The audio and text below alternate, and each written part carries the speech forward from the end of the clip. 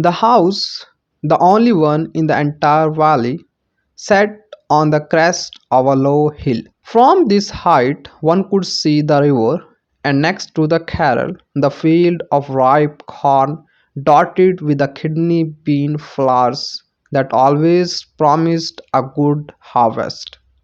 The only thing the earth needed was a rainfall, or at least a shower. Throughout the morning, Lancho, who knew his fields intimately, had done nothing else but scan the sky toward the northeast. Now we are really going to get some water, woman. The woman who was preparing supper replied, "Yes, God willing." The oldest boys were working in the field while the smaller ones were playing near the house, until the woman called to them all, "Come for dinner." It was during the meal that, just as Lancho had predicted, big drips of rain began to fall. In the northeast, huge mountains of clouds could be seen approaching. The air was fresh and sweet. The man went out to look for something in the carrel of no other reason than to allow himself the pleasure of feeling the rain on his body. When he returned, he exclaimed, "Those are not raindrops falling from the sky, they are new coins. The big drops are 10 centavo pieces and the little ones are fives." With a satisfied expression, he regarded the field of ripe corn with its kidney bean flowers, draped in a curtain of rain. But suddenly a strong wind began to fall. These truly did resemble new silver coins. The boys, exposing themselves to the rain, ran out to collect the frozen pearls. "It's really getting bad now," exclaimed the man, mortified. "I hope it passes quickly." It did not pass quickly. For an hour the hail rained on the house, the garden, the hillside, the cornfield, on the whole valley. The field was white, as if covered with salt. Not a leaf remained on the trees. The corn was totally destroyed. The flowers were gone from the kidney bean plants. Lancho's soul was filled with sadness. When the storm had passed, he stood in the middle of the field and said to his sons, "A plague of locusts would have left more than this. The hail has left nothing. This year we will have no corn or beans." That night was a sorrowful one. All our work for nothing. There is no one who can help us. But in the ears of all who lived in that solitary house in the middle of the valley, there was a single hope: help from God. Don't be so absurd, even though this seems like a total loss.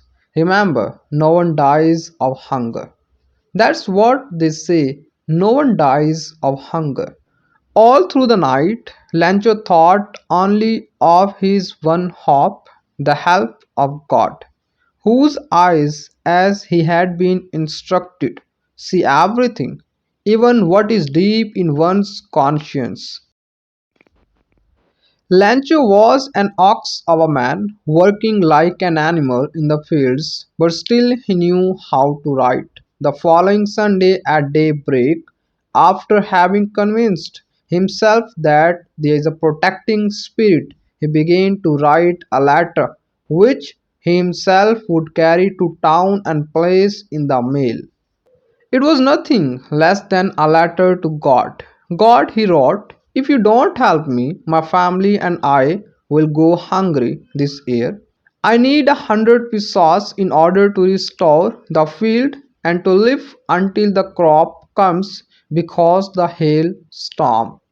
He wrote to God on the envelope, put the letter inside, and still troubled, went to town. At the post office, he placed a stamp on the letter and dropped it into the mailbox. One of the employees, who was a postman and also helped at the post office, went to his boss, laughing heartily, and showed him the letter to God. Never in his career as a postman had he known that address. The postmaster, a fat, amiable fellow, also broke out laughing, but almost immediately he turned serious and tapping the letter on his desk, commented, "What faith! I wish I had the faith of the man who wrote this letter. To believe the way he believes, to hope with the confidence that he knows how to hope with, starting up a correspondence with God." So, in order not to disillusion that prodigy of faith revealed by a letter that could not be delivered, the postmaster came up with an idea. Answer the letter, but when he opened it, it was evident that to answer it he needed something more than good will, ink, and paper. But he stuck to his resolution. He asked for money from his employer, himself gave part of his salary, and several friends of his were obliged to give something for an act of charity. It was impossible for him to gather together the 100 pesos requested by Lancho, so he was able to send the former only a little more than half. He put the bills in an envelope addressed to Lancho, and with them a letter containing only a signature, "God." The following Sunday, Lancho came a bit earlier than usual to ask if there was a letter for him. It was the postman himself who handed the letter to him, while the postmaster, experiencing the contentment of a man who has performed a good deed, looked on from the doorway of his office. Lancho showed not the slightest surprise on seeing the bills, such was his confidence. But he became angry when he counted the money. God could not have made a mistake, nor could he have denied Lancho what he had requested. Immediately, Lancho went up to the window to ask for paper and ink. On the public writing table, he started to write with much wrinkling of his brow, caused by the effort he had to make to express his ideas. When he finished, he went to the window to buy a stamp, which he licked and then affixed to the envelope with a blow of his fist. The moment that the letter fell into the mailbox, the postmaster went to open it. It said, "God, of the money that I asked for only 70 pesos reached me. Send me the rest since I need it very much.